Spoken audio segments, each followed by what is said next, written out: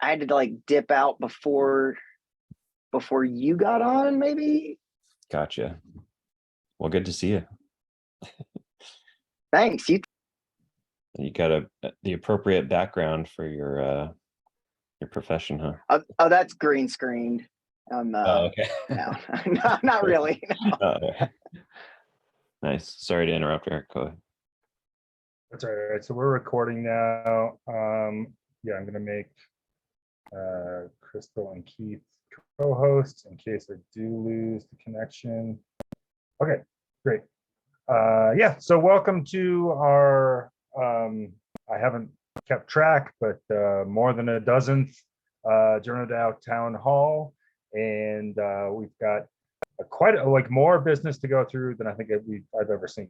So we'll try to get through some of this and hopefully have some time to hang out and kind of discuss a little more deeply some things maybe in the last half hour. But first, just a welcome to any new members who may be watching this on YouTube later on, and encourage you to get involved in the Discord. And if you're not already there, head on over to JournoDAO.xyz. There's a little application form on there to make sure that you're a human and not a bot, and then we'll send you the Discord invite.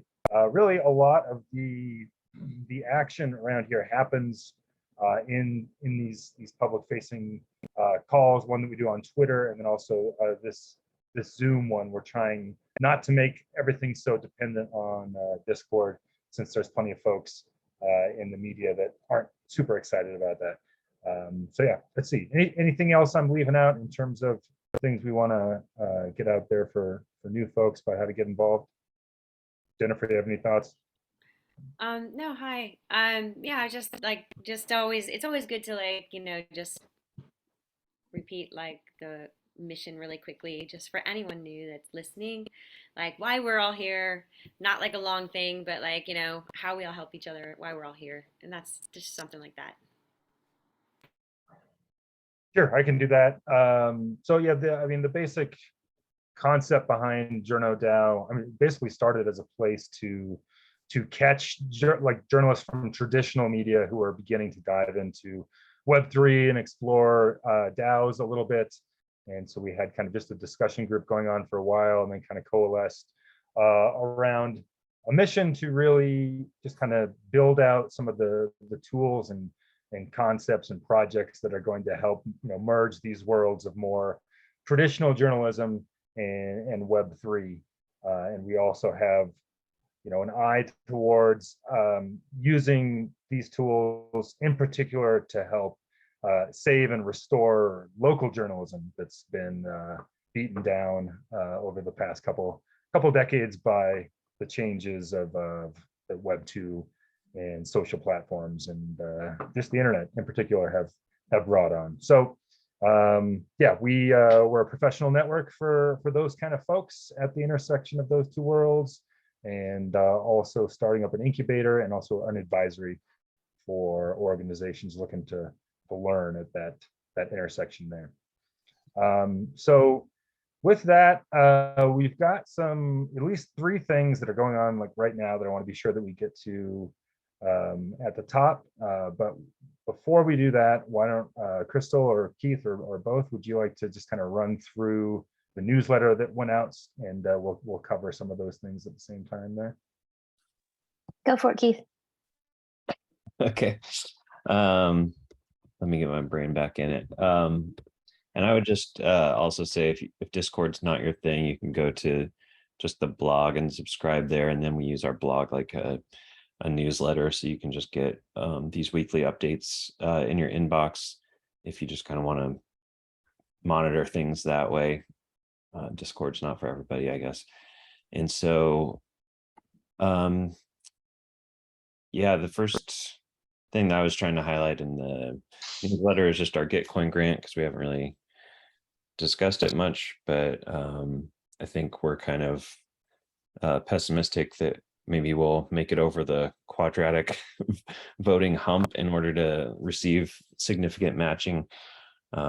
So I guess, we're all a little bit jaded on it, but hopefully, like, as this community grows, it'll kind of organically, each round, one hopes would be bigger and bigger, and we really just need like $1 or even less in crypto will like is basically a vote for us to get matching funds. And so the more individual donations we get, then the more likely it is that we'll get significant matching. And that's kind of like where some real funding can come in. Any more that you wanted to say about that, Eric? Or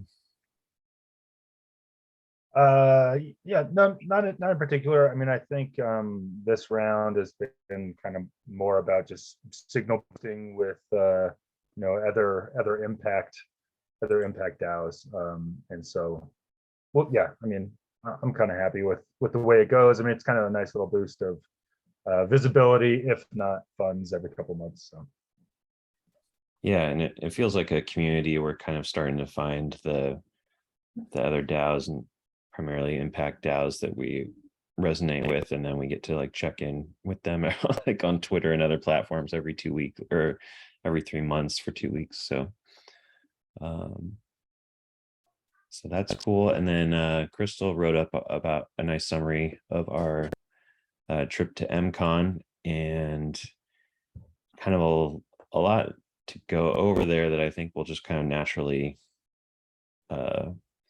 trickle out over the next few weeks. But Crystal synthesized it into like really good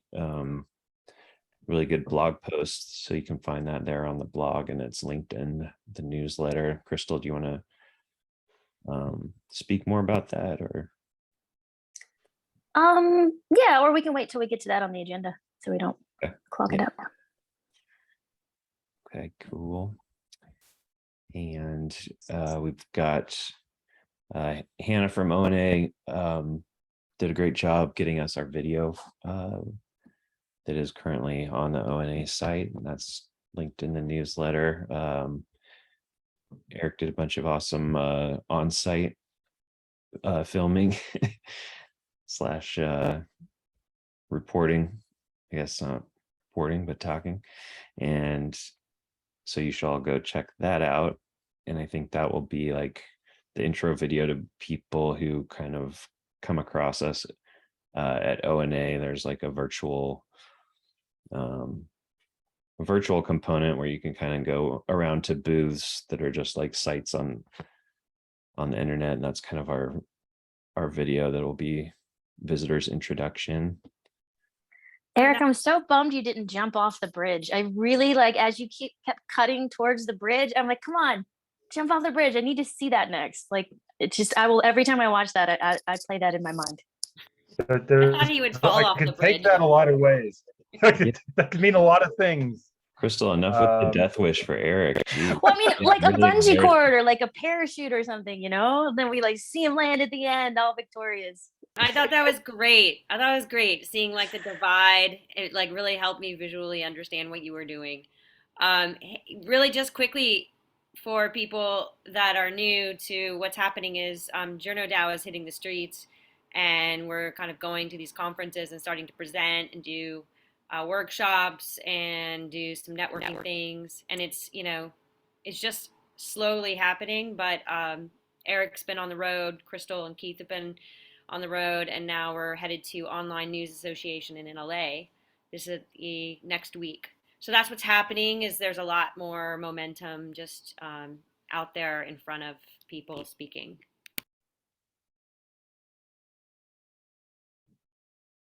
I think our talk at ONA is pretty well titled, pretty explanatory. Even if Web3 is full of scams, the part that isn't might just change everything. So I think I was told it really had to grab attention from the schedule. They're like, make it clickbaity. That's what I was told. So there you go. Yeah, in classic online news fashion. Yeah, and so I just was linking to an essay that I put up about how algorithms can set journalism free. So check that out. I'm looking to maybe hear more from people on if that got any ideas percolating for community members. We just barely missed the deadline for an Ocean Protocol grant, but I think we're all set to apply for the next round. When you say we, he means me, because I didn't look at the time zone on the Well, deadline. neither did I. I could have looked. So in applying for all these grants, like the premise is like really just to get funding to continue the mission. Just want to be clear on like what are all these grants for, and like what's the intent behind it. Like just I know you guys generally we need to fund the DAO and keep it running, but like is there some bigger thing happening here? Partnerships or something? I can briefly with the Ocean Protocol one. Well, I think that came about because Republic got a grant, and I was like, "Oh, what is this over here?" But so kind of like the concept was, previously we had a grant.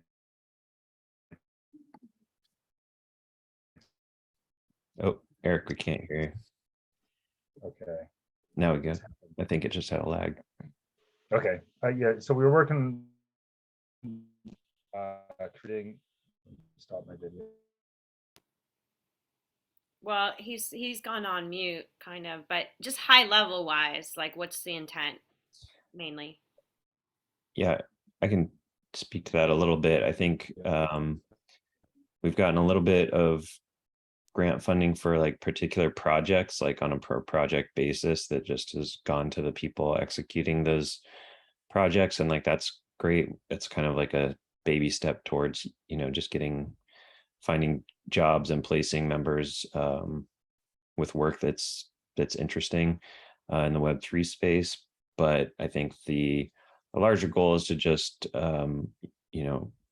build up a treasury and a pipeline of funding, kind of like a nonprofit starting out that needs to like structurally get some like donors and funders in place so that they can like hire people and like actually pay salaries and all that. And so since there's nobody in charge here really, except for like, the founding teams just kind of showing up from week to week, we're just trying to get the resources first, and then depending on how many we get or how much money we get, we can try and map that to like our mission in a concrete way.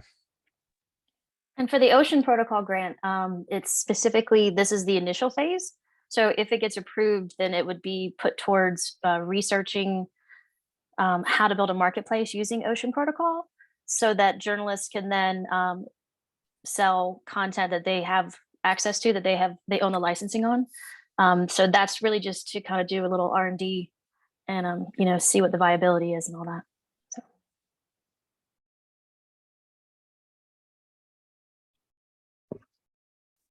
Cool. No, those are good questions that I haven't really thought about, but it's good to talk them over. And that's just my opinion, what I'm kind of going with. So stop me if you have a different idea. And then I think going back to the newsletter, Spencer, you went to the City DAO conference. Would you want to give a verbal update on that? I just kind of copy and paste your Discord update. Sure, yeah, I can give a little update there. It was on the weekend of the 3rd and 4th this month. The City DAO Education Guild, led by Scott Oriat in this particular project, organized an educational conference, an academic conference about how Web3 technology and DAOs may affect the business models of educational institutions, lower and higher education. And so there were a few faculty members from University of California, Irvine that were brought on, and there were other speakers from relevant kind of education research related DAOs that were giving talks. We had a panel discussion about how this technology may affect those business models.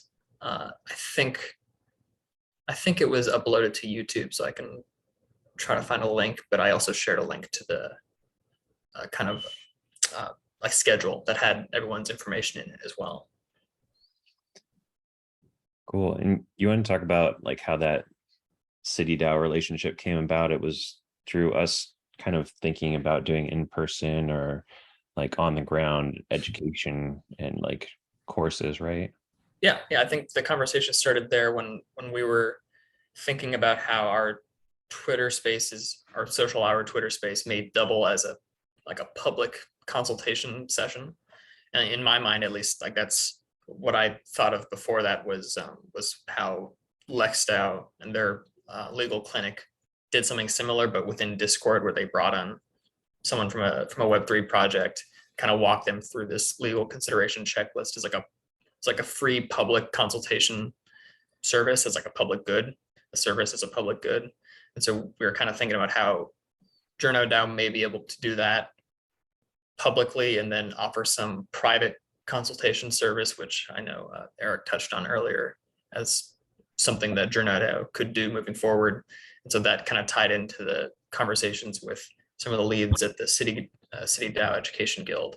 And I think that's the origin of the JournoDAO City DAO connection. Cool. And do you feel like you got any insight on that part of like anything for JournoDAO to learn from what was discussed there as far as like getting our education and consulting stuff up and running?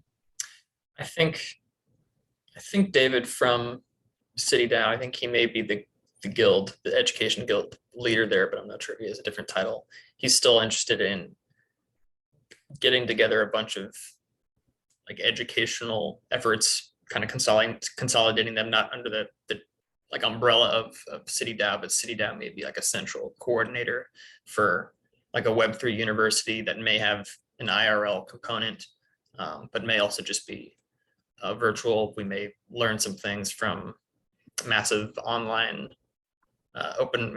online courses, what are those called, MOOCs?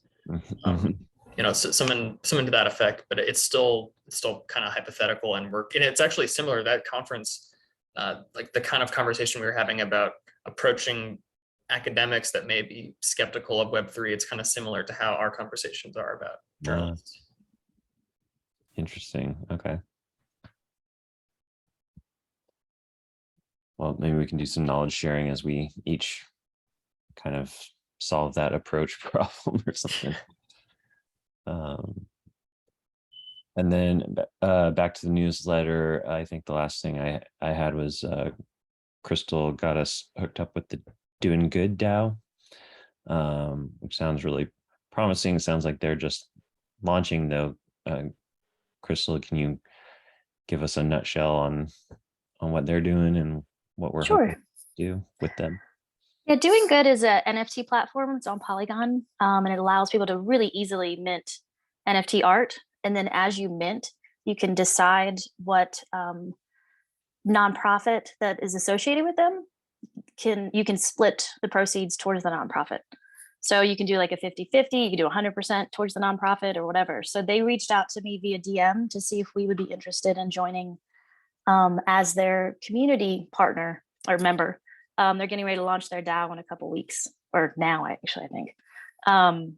So we will have basically part of the promotions and connected to it. I'm waiting to hear how many memberships we'll actually have and be able to get in their DAO, or if at all. If we have to buy a membership, that's probably not going to happen. So anyway, but what I like about Doing Good, I love the premise. The team that I've met so far is really nice.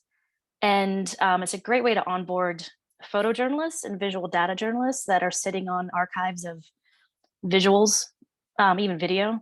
And it's a very easy, user-friendly, even the bridge of taking Ethereum onto Polygon, using their platform, I found it really easy and very intuitive. So it's a great tool to onboard people into this space. Sweet. It sounds like next week I have something more to report on that. Yeah, I'm hoping, I think today they were going to do some promotions, and then I'm communicating with their nonprofit outreach, and then we're going to do I'll do a more formal blog post probably next week once they officially do the launch, and then maybe in October we can get her on the spaces or something just to chat about it. So. Crystal, it's funny, I didn't know that you would talk to them. I think I know the person that, I think I know their CEO. So if you need it, Okay. if there's any problem, I don't know. We Okay, helped them cool. do launch at some point. Nice. They have a couple of co-founders, and my old boss knew him too. So it's funny how small the ecosystem is. It's really weird. It's like this tiny little pool. We're all playing in like a bathtub. So, Small but town. that's good to know, Nick. Yeah, I'll definitely DM you if we need that. Distributed bathtub across the world. Right?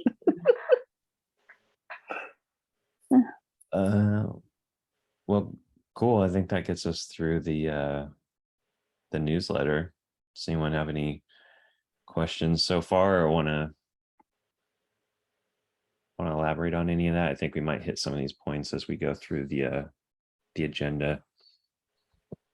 I threw the Gitcoin link in the chat if it wasn't already, when my world wasn't exploding earlier with the rain.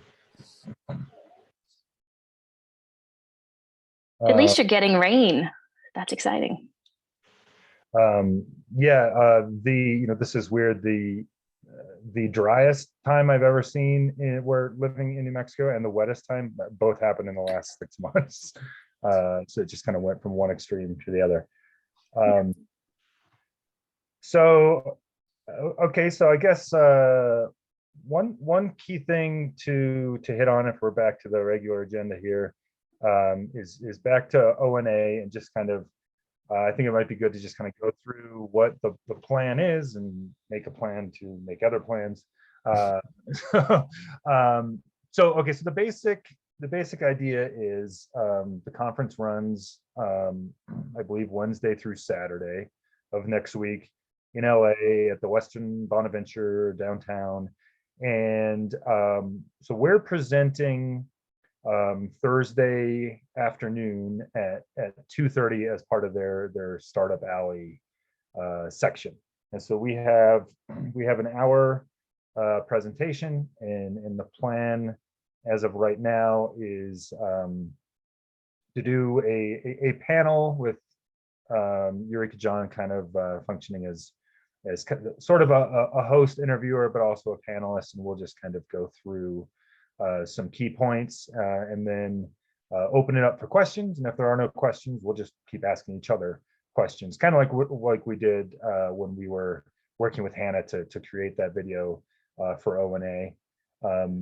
So one thing to prep for that, I think beyond the three of us just maybe talking about it some more, is to figure out, like, if we want to go through the slides that Crystal and I worked on, to just have something back behind us that we can kind of refer to, and to kind of, make sure that we hit the high points that we want to hit. We'll have some visual cues. I think that if we want to, we can work on that async in the Discord, but I just wanted to put that kind of on the checklist to work on before next week.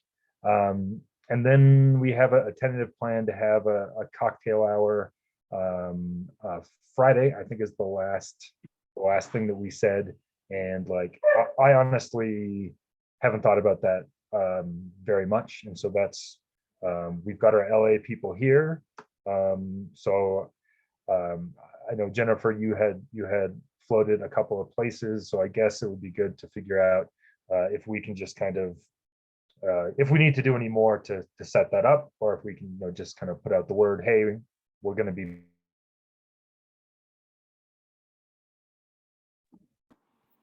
I think he froze. Yeah, so because we don't really have a head count on, or an actual structured event, I think we can actually get our friends and +1 and friends +1 and bring about 10 to 15 people to one like location. And I'll just map it out either at Broken Shaker, which is a really great little rooftop bar, depending on the weather, or Library Bar, which is really small. And there's one other option right around the corner, but I think we have to kind of do it that way. Like actually like create like personal invites. So we could even have just like a little personal invite thing, like a little, I don't know, something from Canva even, I can make it up and just say like, here's your personal invite with QR code, like meet us here and one drink on us or not, just meet us here. I think that's the best way to do it. And then that way we can be inviting people along the way that we meet and that we think you'd be interested or whatever. So yeah, that's my take. I can actually map that out for you guys in the events section and we'll kind of just roll that way if that's okay with you guys. That's great. Yeah. So like the QR code on some sort of card or printed material would go to like the Eventbrite thing, or are we just skipping Eventbrite? Yeah, we can set up an Eventbrite just so we have it in there as like a PR thing, but realistically, we're probably not going to gather a ton of people. And I always think personal invites go like way farther than anything. So we could have like a little digital personal invite, like they can, I don't know, whatever it looks like. I'll let you know. I can do it over the weekend, and then we can just sort of slip it to them. Mm-hmm. Um, I think that's the nicest way to do it at this point. Or you can say, here's an Eventbrite page. So we'll just cover all bases. That's what I'm thinking. Could Then you just have it in Telegram. oh, sorry, go Have it in ahead. the Telegram group too. Mm-hmm. That's what I was getting ready to say. Could the QR code just go to Telegram and then you just say, hey, we're here? That's a good Yeah, idea. yeah. For those that use Telegram, that's like a heavy Web3 thing. I think everyone's using it, but yeah. So we have it in like 3 different ways, easily accessible for whatever conversation you're having in the moment. Mm-hmm. I'm happy to help with the design for that little invite too, like a card that we can give people. Yeah, I mean, let's keep it super simple. Like, couple like colors, like you're wanted kind of thing. Spencer, yeah, Spencer, cool. I mean, I was just gonna do it in Canva. Let's do it together. Sure. Yeah.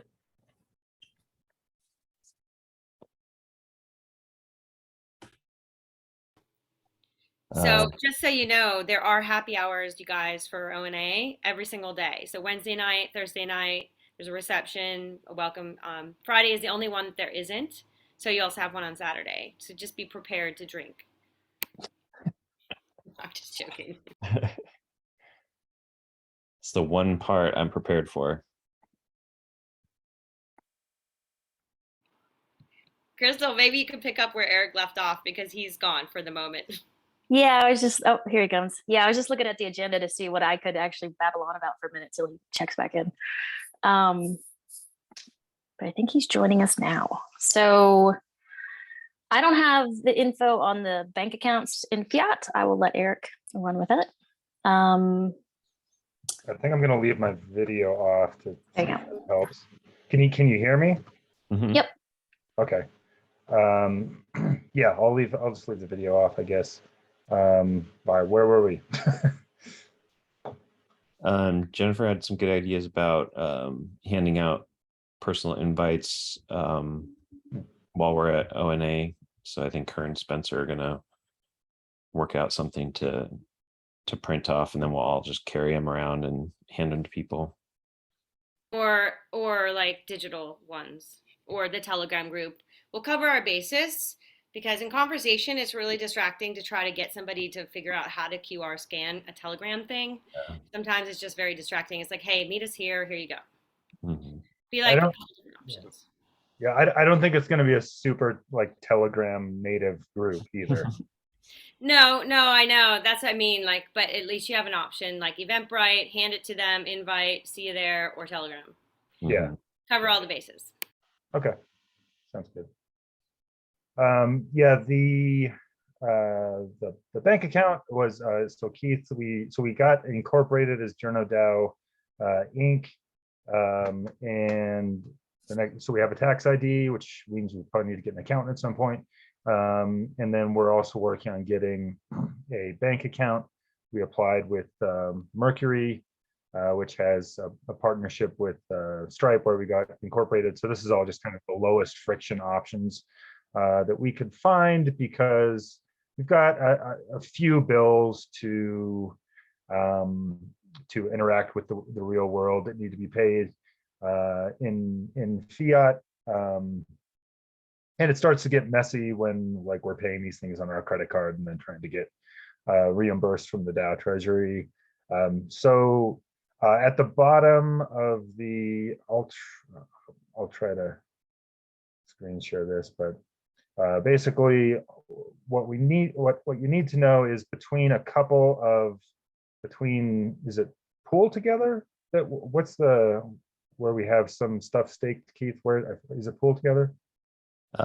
Yeah, that was kind of like our The streamer savings account or whatever, and we have won $3 so far after however many months. Like yeah, our APY is just blowing up over there, and but at least it's not disintegrating like the rest of the bets that we took. So I think the rest of our investments are down like $1,200, and I can share the DBank wallet with anyone who's interested if you want to follow along. So it's on, I did put this on the town hall, on the forum post for the town hall, which I can't screen share for some reason, but so basically between our main JournoDAO account, which is soon to be converted to a multi-sig, and the one you were just mentioning, Keith, we've got as of this morning, $11,400 in assets. And we've got, in terms of bills that need to be paid or reimbursed, we've got about 2,800. And just to break that down, 1,100 of that is a leverage loan that we took out. So that's not actually, well, it is a debt, but it's not a bill owed to anybody.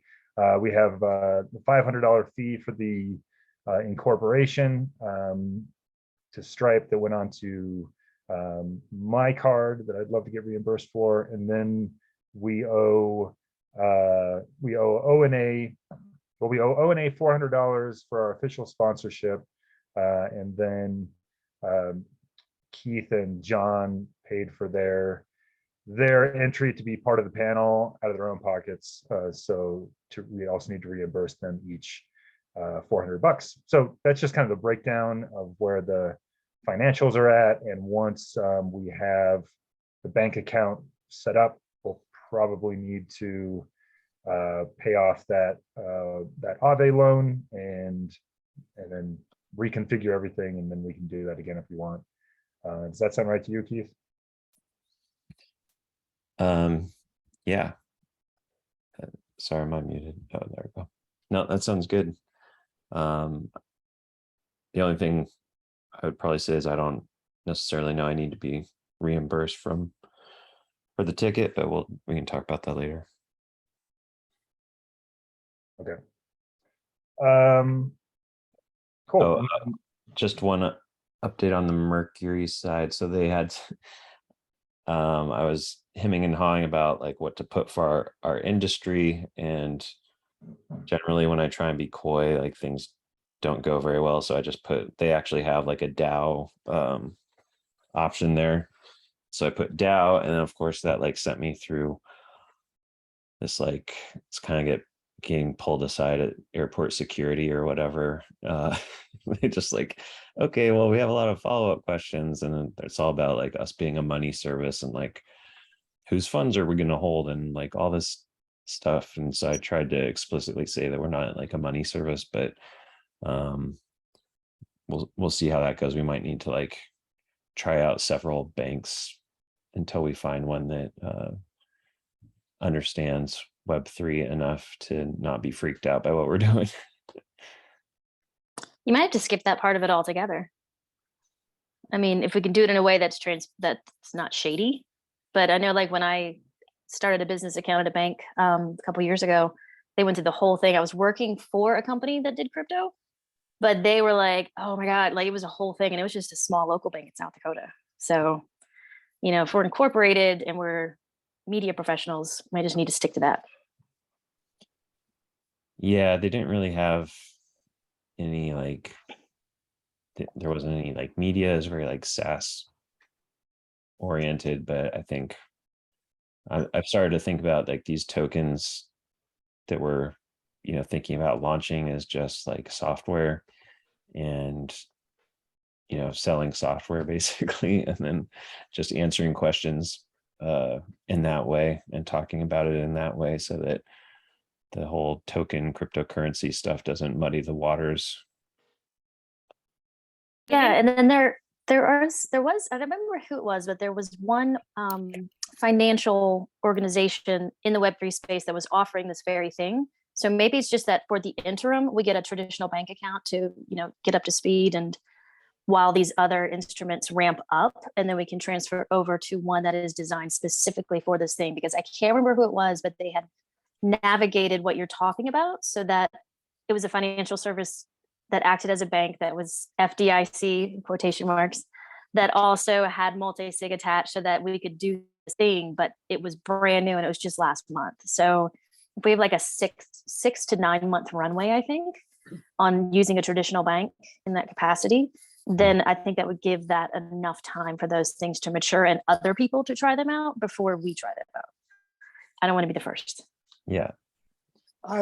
This is Miles. I have a suggestion. I can check with Adam Miller of my DAO, the Marshall Island DAO. I think he's addressing this problem frequently for clients. So let me see what he recommends. Okay. Yeah, that'd be great. And part of the reason why we need the traditional bank account and what's kind of led us down this path is we're hoping to do a Stripe integration with the Journo token so that people don't have to have a wallet set up in order to donate. And that could be kind of like an onboarding for people to tokens just in general. And so if we weren't doing Stripe and we didn't need to do like a fiat credit card integration, and we were just focused on Web3, then we wouldn't have to do a lot of this stuff. But yeah, so that's kind of like why we're Nice try, Keith. That sounds like clearly a cover for a money laundering. I don't buy it. I mean, I do think inevitably we're going to end up interacting with the non-Web3 world a lot more than your typical DAO, just given the mission. Keith, do you want to? No, that's way, Eric. Yeah, that's that is interesting. Besides the vision of JournoDAO, that experience we're going to have makes JournoDAO a very worthy interview topic, an interview subject. Call up CNN. Is there any reason not to pursue whatever publicity we can get now? We've been interviewed a couple of times, and no articles have been posted as a result of those interviews, although we have been mentioned on podcasts as a result of those interviews. But I do, like, if it were me writing about us, I would be taking kind of a wait and see approach since it's so early and we haven't like put out any sort of real product. Right. So like, I would imagine that's what's going on, because that's probably how I would approach covering us if it were me. Right, but there's no reason for us to. Right. Well, here we go. John saying that we could be causing some problems by getting too much coverage too early. Is that right, John? Yeah, and I'm only pulling this from listening to other DAOs, especially Seed Club's podcast. I listen to all of it all the time, but just things can get too big too fast, and you just start dealing with a lot of cooks in the kitchen. And obviously, I can say that now because I'm here, and it's easier for me to say that. But at the same time, I've just heard repeatedly through other DAOs that it gets really hard if you don't have some really good foundational things kind of in place. But that's from them. So I mean, it's obviously kind of unique for each DAO. All right, thank you. Well, Yeah, it Keith, feels- sorry, sorry. yeah, it feels to me like the mission is getting the movement, the mission is getting stronger and more clear. I think initially the intent to buy paper was like a really great hook, but I think we're starting to see that you guys that are really well versed in DAOs by now and also journalism, it's becoming like this is becoming a huge like resource for other journalists and the industry. So I think we're kind of starting to set a precedence. So I think we're kind of figuring our legs out a little bit still, right? But I think at this point it's happening. Mhm. Yeah, to me, I just think as soon as we do something that is like can fit in a headline that everybody can understand, then somebody will probably like want to write write a story about us. But like right now, it's just kind of like I don't even know how they would focus a story about what we're doing since we're still trying to figure that out.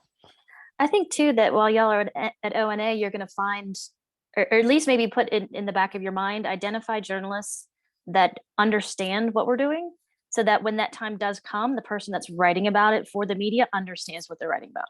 I think that is a big issue. So, get people's business cards.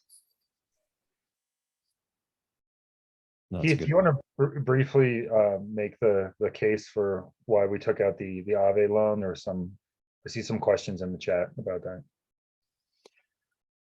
that.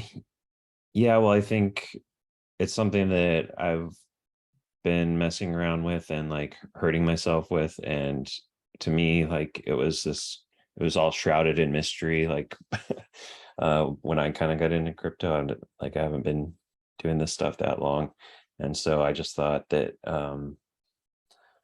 taking out basically the amount that we have like in cash that we could pay it back instantly would make a good I don't know, educational video. And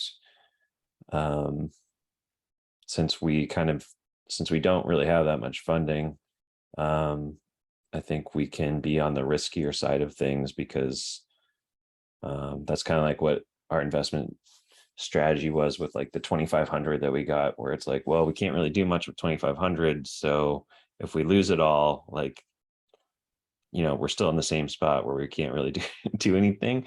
But if some of these things like play out, or like, we take some bets that pay off, then like suddenly things are possible where they weren't before. So I think we can kind of like be pretty risky about it. It's not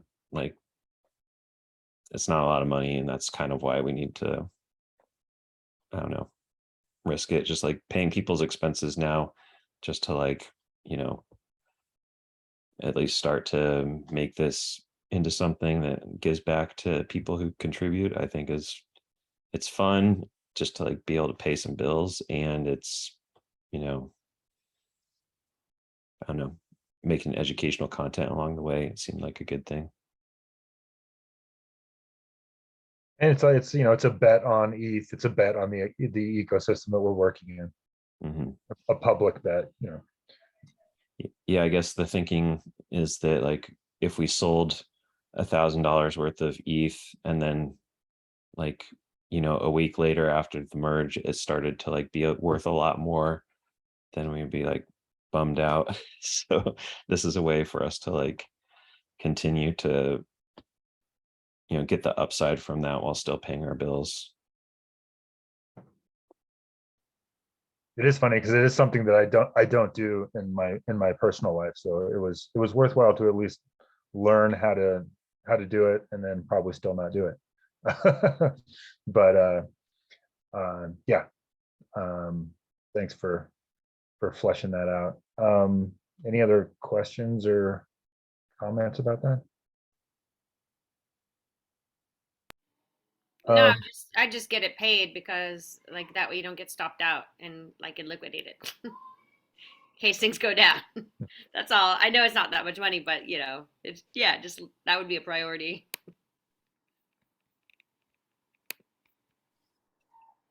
Yeah, and that's why I shouldn't be in charge of finances, and look forward to other people in the DAO taking it over.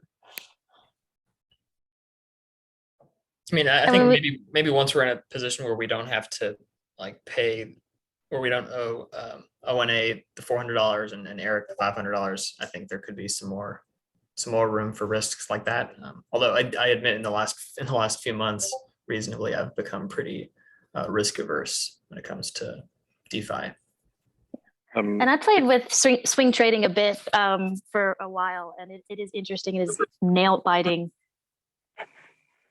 But also, when we get to that point where we do have more in the treasury, we can also open a dialogue about staking, like finding a safe place to stake, and then have that conversation for the community as well, so people can understand, how to stake your crypto.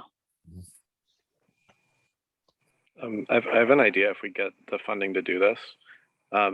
Somebody actually did do this, by the way. They bought a car and then they blew it up for press, basically. And they wanted to mint it onto the blockchain and then blow up the actual car. So it's really silly how that culture is a major part of how crypto works. So I do think there are a lot of ways to actually leverage people to get them to contribute to something like JournoDAO, because they're literally setting money on fire, even now. So By the way, saying just once we, sorry, go ahead. Alameda Research bought a company last year called LedgerX, and LedgerX had to return over like 200 million in investment capital because Alameda Research is a home office. Like there's all this weird stuff that goes on with venture capital when the bear market hits, where people are pulling their money out, but they're still reinvesting it in other sectors. And advocacy in crypto is probably a really underdeveloped sector. So there's probably going to be money coming into that space in the next 2 years, for sure. In my opinion, for sure. I'd say so. Yeah, and it's not really like journalism focused, but I do think that it's important to point out that like I don't know, the people who do this all the time are like, nobody really knows what they're doing, and I think it should be like an even playing field. And as long as like, I think people should be allowed to do it rather than the people gatekeeping, saying that you have to be an accredited investor to do stupid things. And it really just means it's like those people aren't smarter and they don't take any less risk. They just make sure that like nobody else can like take the same risks and have the same upside. And so there's kind of like this principle in my mind of just leverage is not good or bad, but it's there. And I think that that was kind of one of the goals of the video, is just like, it's something you can do with your money, and it can be super stupid. It can work out in your favor, but it's just like, people like to gamble. People like to take leverage. Jennifer, before you got to go, is there any questions you want answered, comments you want to be sure to get in, concerns? No, I'm good. I'll just like refer to any conversations online or Discord. I would love to see a workshop around on-chain analytics, Nick. I would absolutely die to learn some of that. I know it's like rabbit hole-ish, but it's the stuff that I'm trying to research right now. Like the data isn't out there. It's only Web 2 data is out there, but I can't find a lot of stuff around analytics around Web 3, and I don't even know how to start. So anyway, I'm putting it out there, but Yeah. talk to you guys later. Sorry, I have to run. See you next week. Thanks for All keeping right. us on track. Talk to you soon.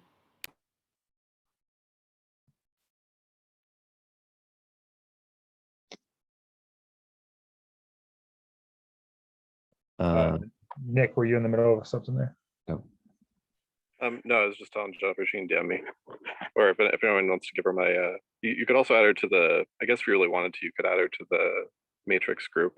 If that's something you want to do, but whatever's easiest. I'm easy to get a hold of.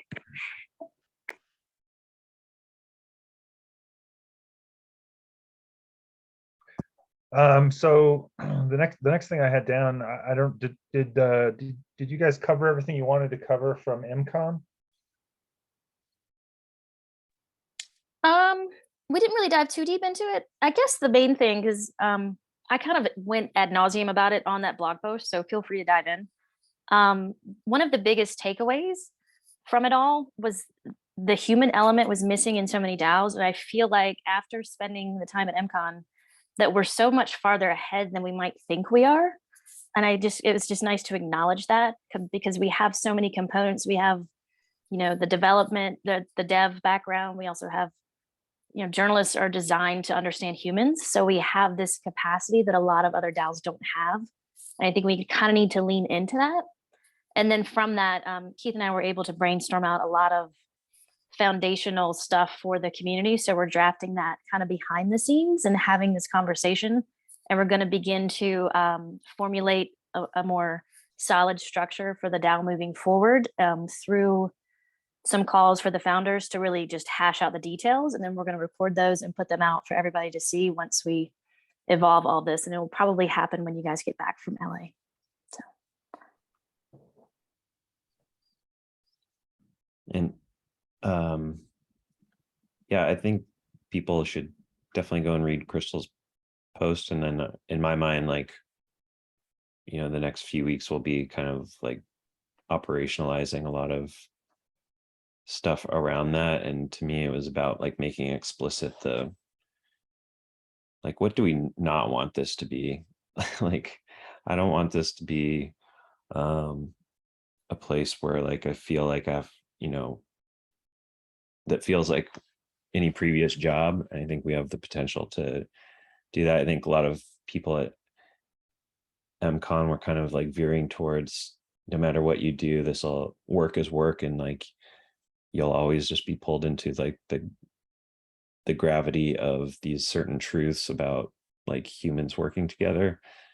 And I would just like to prolong that as long as possible and like try a bunch of stuff. And I think a sign that we're veering away from that is like things are going to feel a little weird probably, or just like, the less this feels like a normal organization or normal work environment, then like maybe that's a good sign. It could also be a bad sign, but like I don't think it should feel comfortable in some ways. So that was kind of like my personal insight. And I think one advantage too that we have, I mean, like what Keith just said is excellent. Like we're not bound to the technical dogma of this ecosystem. Like we are not computer scientists, really. So we're not, when we look at an issue or the community or just something that we're tackling as a collective, we're not looking at it solely through this technical dogma that exists in these ecosystems. We're looking at it from an interdisciplinary perspective, from all of our experience. And I think that is also a huge advantage that we need to lean into and really understand as we grow individual strengths. Like I got totally nerded out on human design this week, and I'll be spreading that around to the rest of the group. Like to really understand our strengths and our weaknesses as individuals and as a collective, so that when we move forward in this second and third generation of DAOs, we're not doing what everybody else did because everybody followed the frameworks that everybody else made. We're kind of like Keith said over a few Jamesons the other night, we're kind of like the bad news bears of DAOs, or no, of the media industry, and also probably of DAOs too. So I think we should lean into that instead of ever change that. So.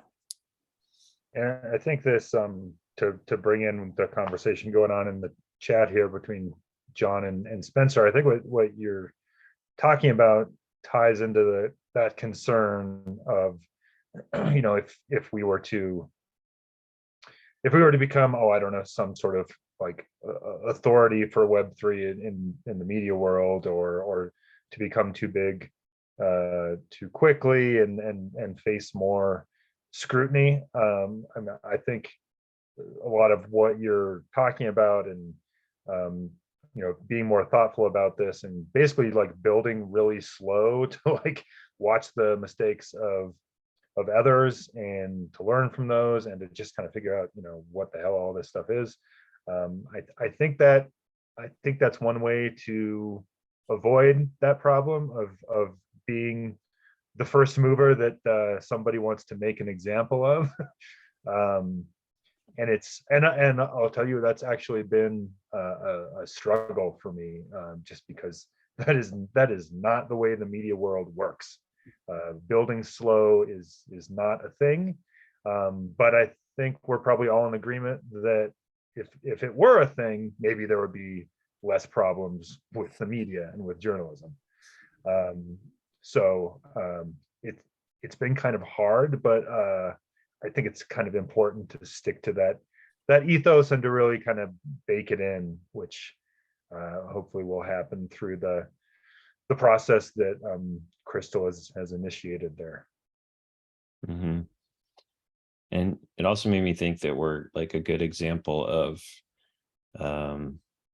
whatever the saying is. It's like those who want to lead are like least able or least capable to do so. And I don't think any of us are really here. We all kind of came kicking and screaming, like just showing up because it was interesting. And I think we're all just kind of like shoving responsibility at each other, like not wanting to like be the face of this or like make it about us or anything. And I think that might actually just end up making something that's pretty rare, because I think we see how hard it is for DAOs to get traction. And so it makes sense for like the A personalities and like the egos to come in and kind of like just steer the ship and whatever. And they often steer it into the ground. But yeah, I don't know. I think I'm encouraged by like the ways in which we're weird right now. And I think if we can codify those in some, like take the best parts of those without making like an in-group out-group type of thing. Like I hate the words like culture fit and all this stuff, because I was never like a good culture fit anywhere that I like applied or whatever. So I don't really want to, I definitely want to be like inclusive. But I do think that people respond to the culture that they come into. And if there's just like, clear, understandable ways to interact and to do work, and, clarity on the mission and what's worth sacrificing for the mission and what's not, I think that's like maybe elemental enough that like we won't, I don't know, mutate into something bad. And by the way, the scrutiny is already high in terms of like walking into a media conference as like the Web3 people. There's already going to be haters, and like we're going to be toxic in the eyes of at least a few people. So like that the scrutiny is kind of already arrived, but it's interesting, and I had a few conversations in Argentina, and it's really like once you sit down and start to talk to people, like they just don't have the full picture, or their criticisms are valid, and you could say, yeah, that's totally valid, but we're trying to fight that too. Like I find like the response is either one of those things. It's either, well, let's update your information a little bit and maybe you'll change your mind, or it's, you're right, but we're still on the same team. Mm-hmm. Yeah, and I think you guys are going to get some amazing feedback next week. I cannot wait until not next town hall, but the one following. I wish I could be a fly on the wall. But I think too, we also as a collective need to balance those types of events like the ONAs with the MCons of the world. Because Keith, you're going to have because they're so close to each other, you're going to have a really jarring difference between MCon, which is an unconference. I mean, they were supposed to have a pickleball game on the lawn, but they got distracted because they were having a joint rolling contest right before it. So the pickleball game never happened, as opposed to like an ONA. So it's going to be very different, energy, conversation, inclusivity, all of it's going to be fascinating. So I think having both is going to be really good. And I think ETH Denver is something we need to put on our list too. And Eric, what can you pull down the screen? I kind of miss seeing everybody's faces. Unless you need the agenda up there. I'm the one sharing. So Oh, Keith. Yeah. Yay. There's everybody. Okay. Thanks. Keith, did you want to talk at all about the Journo token? A little bit. I did some work on it this week, and I think Crystal, you were able to successfully do the whole thing, and looks like you're cleaning up. Right? I'm gonna go ask my roommate if she'll take that for rent next month. I'm Yeah. like, come on, you want some JournoDAO token on testnet? That's a thing. Yeah. Yeah. You can feed your family on that. And so it's just, I found a lot of bugs. I actually had to I found some weird thing in the contract that I had initially released. So like, the previous address for the token is not valid anymore. We're gonna have a new address. And then I deployed a contract for I'm just gonna call it Journo Give token for now until we reach consensus on that. But in my programmer mind, it's like very clean, just like it's Journo token, but you gave it, whatever.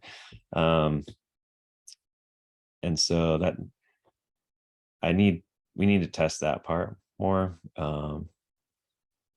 So like right now, I think it's just a lot of testing. And then once we all feel good about it, it's like trivial to, flip it onto the real bank account, deploy it onto, the production optimism network or wherever.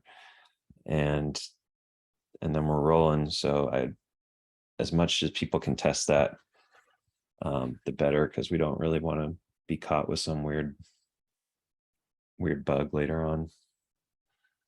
This was definitely the smoothest process of all the times that I've tried it. Yeah. Slow and steady. All you guys do is just stick around, banking on the Lindy effect here.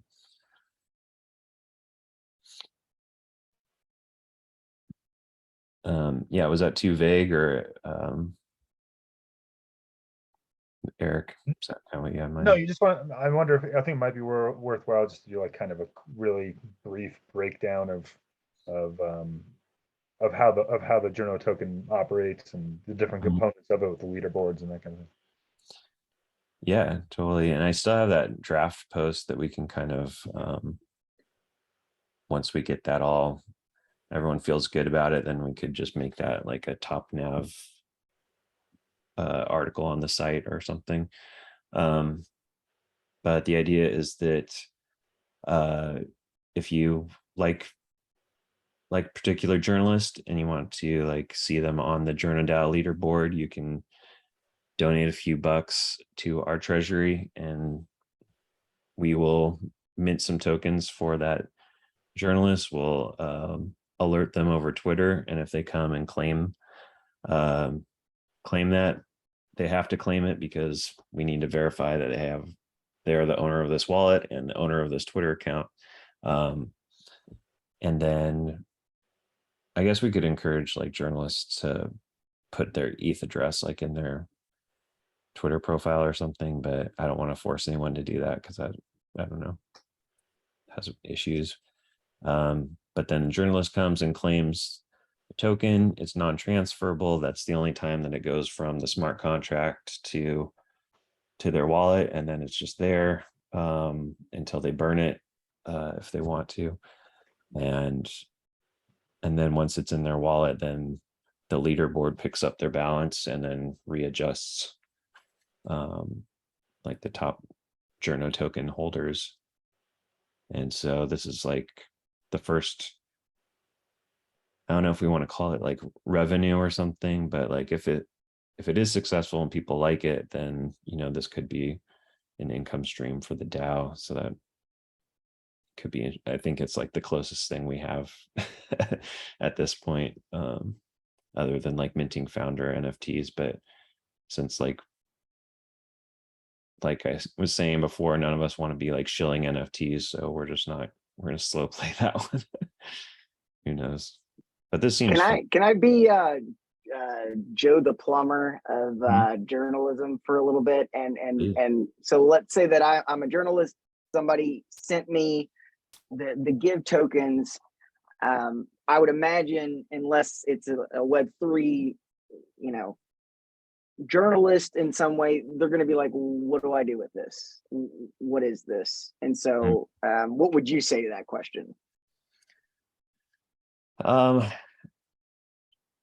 mean, we can come up with like a snippy answer to that, but I think at the beginning, I just want to direct people to the leaderboard and try and make that like as like understandable as possible. Like, oh, cool. Like this person, I can see that they're like at the top of this thing, they have the most, and then I can see a promoted link from them or whatever. And it's like, oh, how do I join or whatever? And then it's like, well, that's where the Journo token comes in. Like if you hold Journo, then you have a chance of making it on the leaderboard.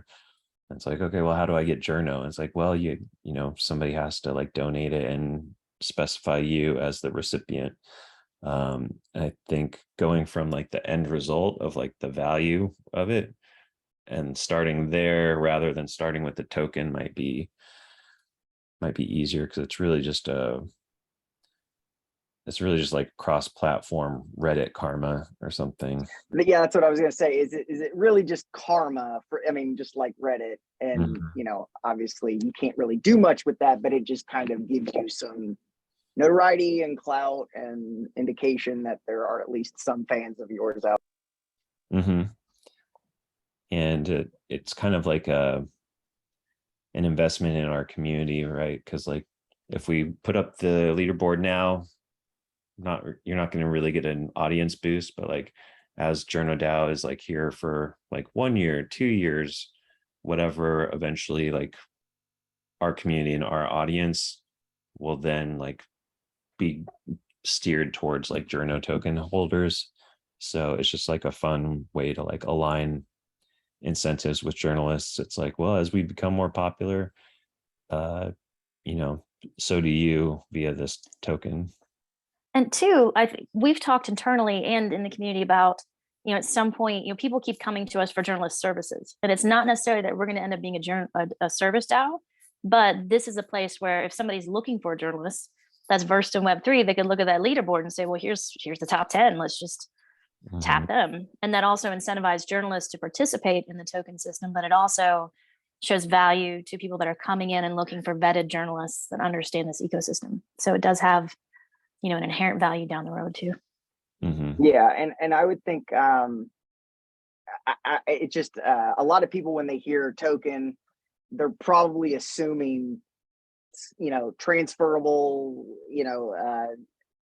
fungible or whatever, just in a way of like money, So it might be wise to somehow ingrain in it pretty well that this is kind of just like karma, or it's just an indication of a fan, but it's not meant to be any sort of transferable whatever. No, that's a good point. And we could, hopefully like the group or the DAO can like help with the phrasing around that, because like I got my technical blinders on or whatever. So I kind of need to like get out of it and then come back to have like my marketing hat on or whatever. Yeah, I think a lot of people outside of it, they're so used to, a truly Web 2 person, when they hear token, they're going to think it's like, oh, is this like Bitcoin? Like it really will be hard to even get them to the point of understanding of like a social token that is non-transferable. Like that's a few layers beyond. So I just kind of, I would imagine that a lot of people, unless they already know this area, they're gonna think that, oh, is this something it's gonna be worth a bunch of money later on, or so I worry about not necessarily this, but that's just such a huge. We're like, our DAO situation is like so many layers deep of explaining things to the average person, and then if that's kind of what we're wanting to do, we got a lot to kind of get people to even like understand what the hell we're doing. It's hard for me to explain it to my dad, who kind of has a good idea about Web3 stuff. And, but, Mhm. you know, he's immediately coming back with a bunch of questions that I'm like, well, we don't really know. We're still trying to figure that out and that sort of thing. So yeah, it's just such a huge hurdle. It's such a huge hurdle for anybody in Web3, but especially coming in a DAO, starting with a DAO and trying to like bring people into this idea of what even a DAO is when they don't even know what, Mhm. you know, Bitcoin is really. And it could be too that maybe the John boys, John and John, you guys can make a video that so if a journalist gets that token sent to them, they click on what the bot sends to them and it goes to the link on the website. You know, could do an animated video right there at the top that says exactly what John just said, so Mhm. that they know they're not clicking on, I mean, they know they're not clicking on a scam, but also, you know, this is what this is. If you have questions, please come. You can even put one of our handles on there. Come talk to one of us and we'll explain it to you. Mhm. And maybe even another way to think of it is it's just kind of like a Facebook thumbs up or a like, you know, it's just a different way of signifying that. And that might be something that's more like easy to kind of grasp to someone that, oh, this, I can't sell my likes on Facebook, but this is just a way of like showing somebody. Yeah, maybe another, this is just making me think it'd be cool to like have a little like tip widget that journalists can put on their own stories or something, where it just makes it easy, like on the story itself, to like give them some journo or whatever. But yeah, it's like it's almost like a tip, but instead of like the money going directly to you, you're just getting like more audience, more visibility, and more investment in like the permanence of it. I think to me that's like when things clicked for me for Web3. It was like the things becoming permanent, because we've never thought of it that way. And it's like this journo token can live forever, and it's just like who knows what could be built around it, both by us and just other people. It's like anyone can build like an experience based around the journo token, uh not just us. It's just all we do is like mint it, but anyone else can like make it unlock this and make it unlock that, and like reward this and reward that and stuff. So it's just kind of like putting it out in the world. And this is just the one like narrow use case that we kind of like, we could do this kind of makes sense, but like we could do a bunch of other stuff too. I mean, if it, That, go ahead, Eric. I was just real quick, I was going to say, you know, I mean, it could be a design thing too, where, I mean, it could be set up in such a way that, you know, the users don't necessarily have to know that they're interacting with Web3 or with blockchain, and that can, you know, just be running underneath. I mean, there's like, I think a Brave browser does a pretty good job of like, you know, you're earning your BAT tokens using their browser, and there's like all this Web3 stuff going on in the browser, but you don't really have to dig into it. It's like, oh, okay, they're going to show me ads and they're going to give me something. I'm getting some rewards or something for using this browser. Okay, that's cool. And I mean, it can be, you don't have to know much, but then there is also the option to dig into it and, you know, to see what's in your wallet, and then, you know, set up your wallet and send stuff with your wallet. So, I mean, I think, you know, it could be a design issue too. Yeah. And John, this is making me think like in conversation with like the other stuff that we were just talking about, as far as like DAOs and what makes us different. Like I think one of the things that can make us different is like just taking something like this and being like, it's okay. Like if, you know, maybe we don't need to go after like mainstream people, and it's only the people who get it. Whereas like, you know, if this was a traditional org, it'd just be like, we got to ship this journo token, we got to get everybody, like we got to build a campaign and we got to run like online ads, and like this is our tagline, and like this is, everyone's got these 3 talking points whenever they go out and they talk about journo token, and like we need to do media training and like all this stuff. And it's like, I don't think we need to do. It's just like, let's just keep doing it because it's interesting to us and it's fun, and if nobody uses it, that's cool. If it takes off, that's fine or whatever. And then if we see the opportunity to like, oh, when I told this person this is what it was, they like instantly got it, like, great, let's just, that's how we talk about it now, you know.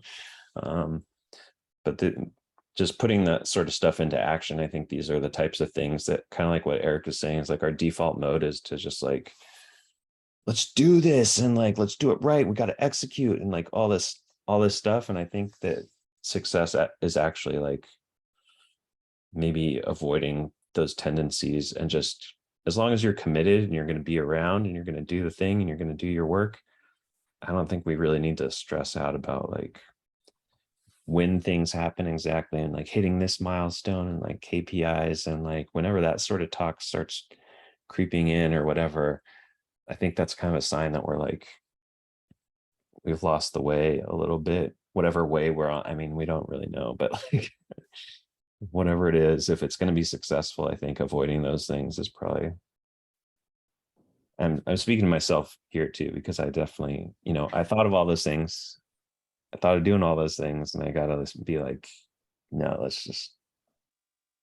we're going to do what we can do and we feel good about doing, and then not worry about the rest. We're in the beautiful messy phase, which I think we need to really like lean into and enjoy.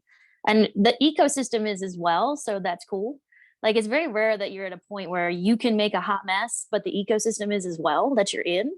So it's like, all right, let's make a mess together. So yeah, I think it's really good to have that slow approach. And who knows, you build something now and then it doesn't immediately catch, but then 6 months later, you're like, oh yeah, we built that thing. It fits right here now. So yeah.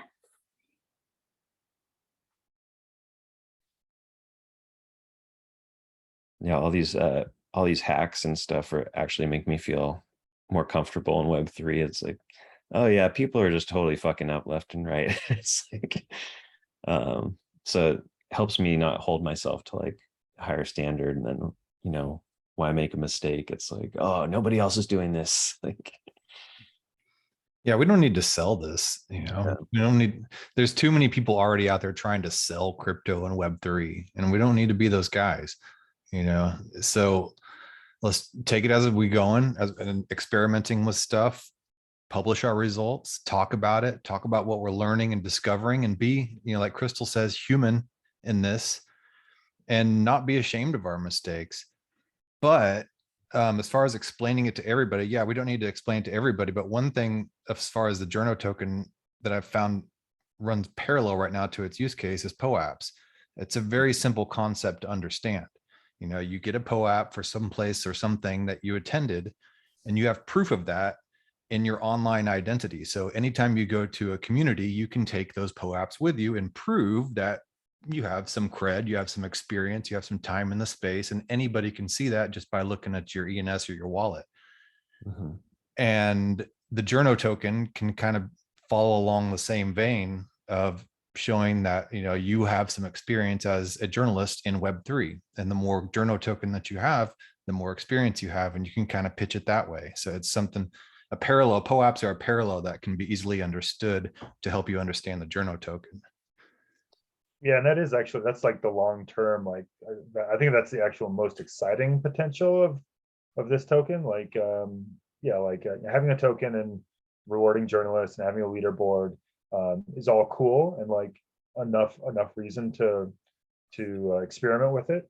But if it were to like blow up and become a big thing, then the interesting thing becomes, okay, can we use this as the like credentialing and reputation primitive that we've talked about? Like that's like the actual like big long-term potential if everything were to work perfectly. John, you just like sparked like a mirror product. Is like, what if as a reader, when you come to a story, you can like get a POAP for like reading that story, and like and then the writer of the story could like submit like 2 questions or something that like, okay, if this person really read this story, they should be able to answer these 2 questions, and then you answer those 2 questions, and then you get a POAP. And then that author can so like I often like read stories and they like change my life, love them, and like I don't comment, I don't do anything. Like the writer of the story like never knows I was there. And then this would be a way for you to be like, wow, this person, this wallet has like read all of my stories and like, who was this person? Actually, like reach out to them. Like, this is great. And like, and that kind of thing I've never seen before. And I think that could be like enabled by this. I've seen Decrypt do something like that. It wasn't two-way, it was one-way, but you could earn their token by, first you sign in, with a Web3 type of wallet, the wallet that they set up, and then you read the article. And once you start reading the article and scrolling through it, there's a timer on there. So you can't just immediately click on and then claim the tokens. You have to finish the article. And, you can accumulate their token in that way. I don't think it ever went anywhere. I haven't been following it recently, but that's how they started out this experiment. I'd like to catch back up and see where they went with it, if at all. It's like the gamification of journalism at that point. Yeah, exactly. Yeah. And maybe you could With a earn quiz. free month subscription with it or something. I don't know. Yeah, with an exam at the end, written by Keish.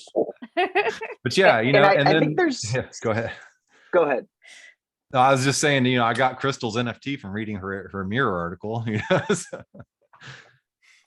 But it could also be a pretty easy way of indicating to certain people or authors that like you probably have a good understanding of certain things. If I, like if I've listened to all of these podcasts about this topic, I'm not necessarily going to say I'm an expert or whatever, but like it's a really great way of you ain't stupid, right? kind of having a base of like where to start with this person maybe. And because it's just like so much of that is lost. Like the person that has read all of the articles about this one certain thing, like they're gonna have a pretty good idea. And it is a really quick way of kind of indicating where to start with somebody of where they. Might want to point out one thing. So is anyone here familiar with Gitcoin Passport? It came out pretty recently as a product. I actually just today, not even joking. Fully anticipated to answer at once. That's great. So that's basically the premise, right? It's I've heard this idea actually quite a bit, that you can kind of have a way to prove that you have certain skills, like as certifications. But when you actually look at like the real thing that people track in the crypto space currently is how many people listen to you, how many people follow you. Everything else is kind of nobody cares, to be totally honest, unless it's related to developer skills that are super niche and have to be bought in order to do a thing. So it's good, like everyone's trying to build credibility for being a person in the space that's been here for a certain amount of time to give you legitimacy. And how everybody goes about establishing that credibility is ad hoc as hell. It's messy. Nobody knows. I've seen a lot of failed projects go down that route because simply nobody uses their metrics. Nobody uses their standards. Nobody cares. Like I think a good example would be News Crypto, which I consider to be like a totally failed project, where they tried to launch a media platform. It's kind of in the middle of spiraling down, and the reason is that just nobody has a certain standard, and the standard is honestly Twitter. So building on top of Twitter is one idea that I've seen. I used to work at a company that did that, and the other is to integrate everything that is a Web3 tool into an aggregator, which is what Gitcoin Passport is doing. And there are other, DAO tooling is kind of the epicenter of that argument for how to establish credibility and give people a web-based identity. But those could all fail. It's about how many unique users use them, and then how long they can survive and become essential, right? So ENS is probably the current standard, and they're terrible, in my opinion. So, yeah. Well, no, it's a good point. And sorry, Eric was blowing up your talk by making jokes in the chat I was laughing at. But I think what I like about this is it's like what comes of it doesn't really matter. Like if we're thinking too big about this, then but I could just totally see like, oh, that's doable. Like create a little like module or whatever that the journalist enters in a couple of questions, and then if people answer it, they get a POAP, and then that's it. And then we don't need to like take it any farther than like, oh, well, what will that become? And they could do this or whatever, like all that stuff, if it if it is successful and it happens, all that stuff can be figured out later. But that would just be like an interesting. Yeah. uh, Just thing to experiment think with it. about. Yeah. Because right now everybody's jockeying, trying to be the authority, and it shouldn't be that way. Everybody trying to be the authority number one, because everybody's experimenting. Mhm. And probably none of us will be the authority on all this stuff, Right. There'll be somebody in the future. Yeah. And I need a way to flex because I don't have any followers on Twitter, so I need to have another option. I'll follow you. Yeah. Don't waste your time. Most people just bought their followers. I swear, like anyone over like 5,000 probably bought at least a little bit. I've been on a dumpster fire for 13 years and I only have 2,000. So like, it's all good. And most of them were from years ago. So Mhm. I got to run. I'm off to Indian devotional singing class. I'm going to get my chant on. So, All right. Send recordings later. oh God, I have to sing in a room privately with my professors by the end of the semester, like twice. And then I have to lead the class in a chant. So don't be surprised if we, have our Gen X drinky in real life gatherings and we start chanting. That might happen. A little I bourbon. think we should start the town halls with it. Yeah. Well, I did go to yoga before town hall. You guys should all try that. I mean, we could do yoga class first, It's all on the table. right? I mean, we're messy DAO. Let's make it messier. Bye, y'all. Thanks, All right, Crystal. See ya.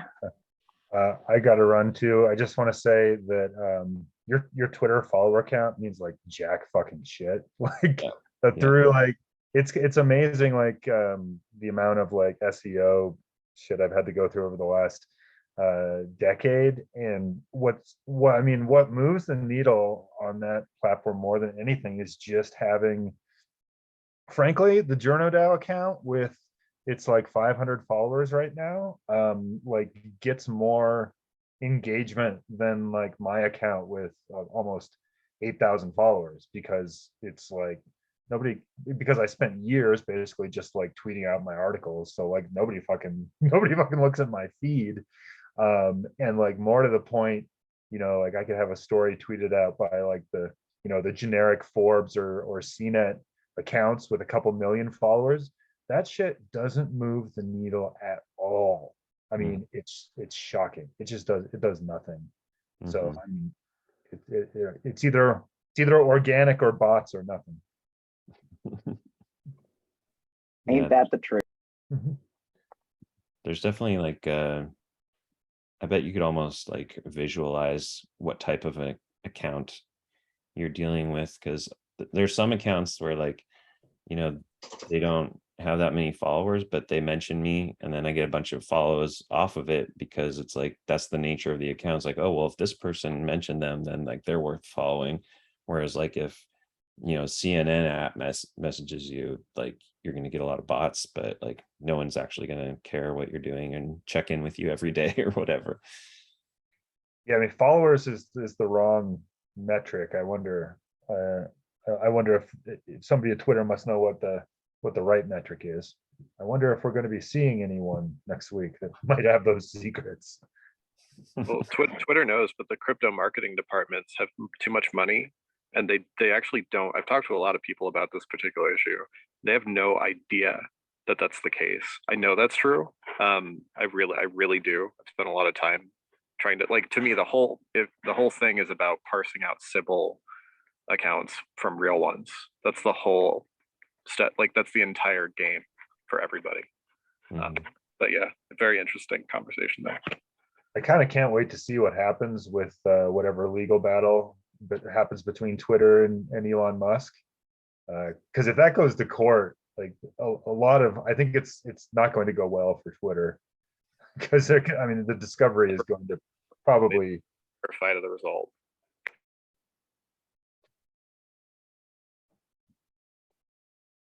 Yeah, well, I mean, I think you could probably maybe even in like Chainverse or something, there's probably like what a like organic Twitter account looks like and what a non-organic, not even like bot, like there's a real person there, but it's like purely promotional and like one way or whatever, and like they don't they don't connect people at all. And then you have like these Maven like connector people, and it's like, oh, those are actually like people who are accessible, and they will like, you know, hook you up with other interesting people. So like those are the ones you should follow.